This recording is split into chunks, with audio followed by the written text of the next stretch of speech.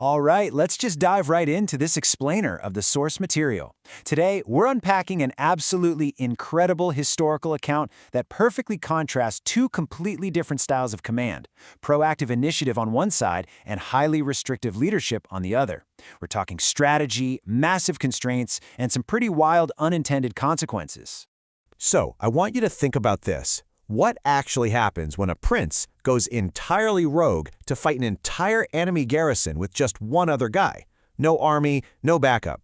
We are dropping right into the rocky, treacherous passes of ancient history to see exactly how a single, daring, two-man secret mission literally altered the course of an entire war between Israel and the Philistines.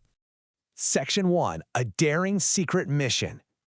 Okay, to really grasp the tension here, we've got to look at where the leadership was actually positioned that day. It's a stark contrast. You've got King Saul, who is literally resting in the uttermost part of Gibeah under a pomegranate tree in Migron. He's just hanging out there with about 600 men, along with the priest wearing an ephod. But then look at his son, Jonathan. He is actively taking the fight to the Philistines. He secretly grabs his armor-bearer and heads straight for the enemy garrison, intentionally keeping his dad completely in the dark. Section 2. The two-man strike.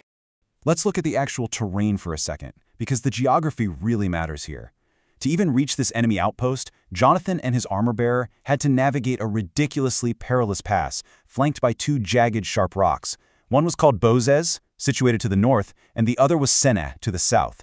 This wasn't a casual hike. It was incredibly treacherous, fully exposed terrain. And what's truly fascinating to me is the sheer audacity and the faith behind Jonathan's plan. He turns to his armor-bearer and says, hey, maybe the Lord will work for us because, quote, there is no restraint to the Lord to save by many or by few. I mean, wow.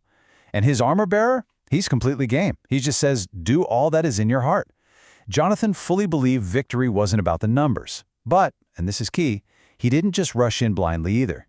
Right. So instead of just charging up the hill, Jonathan devises this highly specific three-step if-then test to lock in their strategy.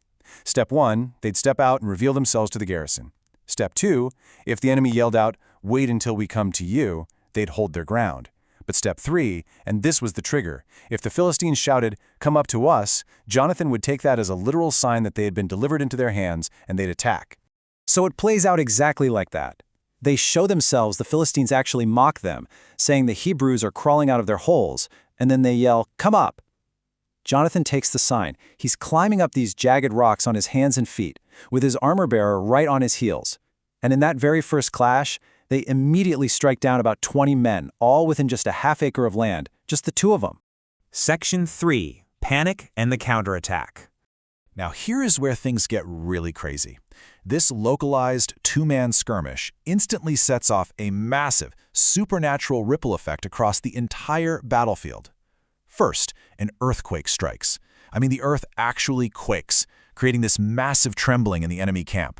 Second, Saul's watchmen look over and see the Philistine army literally melting away. They are in such total confusion they're beating down one another. Third, Hebrews who had been embedded with the Philistines defect and switch sides to join Saul and Jonathan. And finally, Israelites who had been hiding out in Mount Ephraim hear the enemy is on the run, and they pour out to join the pursuit. Meanwhile, back under the pomegranate tree, King Saul realizes his enemies are routing. He counts his men, notices Jonathan is gone, and tells the priest Ahiah to bring the Ark of God. But, and this is a really revealing moment, as Saul is talking to the priest, the noise in the Philistine camp just keeps getting louder. So Saul impulsively tells the priest, withdraw thine hand. He actually abruptly halts the consultation with God right in the middle of it, just so they can assemble and rush directly into the battle. Section 4. Saul's dangerous food ban.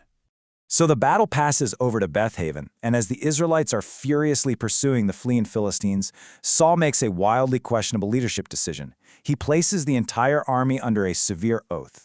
He declares, cursed be the man that eateth any food until evening, that I may be avenged on mine enemies. Think about that.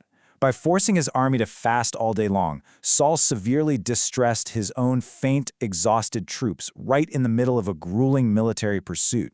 Section 5. The taste of honey. Now, remember, Jonathan was off starting this whole battle. He wasn't in the camp when his dad made this rash rule. So the army enters the woods, and there is honey literally dropping onto the ground. But nobody touches it because they're terrified of the oath. Jonathan, though, is completely unaware of the charge. He just reaches out the end of his rod, dips it into a honeycomb, and tastes a little bit. And the text notes that immediately his eyes were enlightened, meaning his energy just instantly roared back. One of the soldiers sees this and quickly fills Jonathan in on the curse. And Jonathan? He logically points out just how absurd Saul's constraint really is. He says, "My father hath troubled the land." He makes the totally valid point that if he was so refreshed by just a tiny taste of honey, imagine how much more effective the army would have been if they had just eaten freely of the enemy spoil. They would have achieved an even greater slaughter. Section 6. The people's final verdict. Well, Jonathan's innocent little snack quickly brings this whole narrative to a dramatic, almost courtroom-style climax. Because of Saul's reckless ban, the troops are absolutely starving by nightfall. They flew upon the captured spoil, sheep, oxen, calves, and they sinned by eating the meat raw with the blood. Later on, Saul has them roll a great stone over to slay the animals properly, and he actually builds his very first altar to the Lord. But the next morning, when Saul asks God if they should keep pursuing the Philistines, crickets. God remains totally silent. Saul knows a sin has blocked the communication, so he casts lots to find the culprit, and the lot lands directly on his own son, Jonathan. Jonathan owns up to it. He confesses to tasting a little honey, and Saul rigidly declares that Jonathan must surely die. But look at this incredible response from the people. Saul is ready to execute his own son over a snack, but the army actively intervenes. They push back, saying, "Shall Jonathan die, who hath wrought this great salvation in Israel? God forbid." They rescue Jonathan, ensuring not a single hair on his head falls, completely recognizing him as the true catalyst who worked with God for their victory that day. Section 7. Summarizing Saul's reign. Before we wrap this explainer up, we need to briefly touch on how the source test summarizes Saul's really complex legacy. Because despite his erratic leadership and moments of bizarre constraint, Saul was absolutely a formidable military force. He fought enemies on literally every side: Moab, Ammon, Edom, Zobah, the Philistines, the Amalekites. His recruitment strategy was pretty straightforward. If he saw a strong or valiant man, he recruited him. He also established a royal lineage. He had 3 sons, Jonathan, Ishwi, and Melchishua, 2 daughters, Merab and Michal. His wife was Ahinoam, and the captain of his host was his uncle's son Abner. It was a massive structure that completely dominated his era. So, as we consider this epic clash between a reactive king resting under a tree and a proactive prince scaling sharp rocks, I want to leave you with this final thought. Does true authority come from simply holding a title and making the rules, or does it come from taking the risks and actually doing the hard work? It's something to think about. Thanks for exploring this fascinating historical narrative with me today.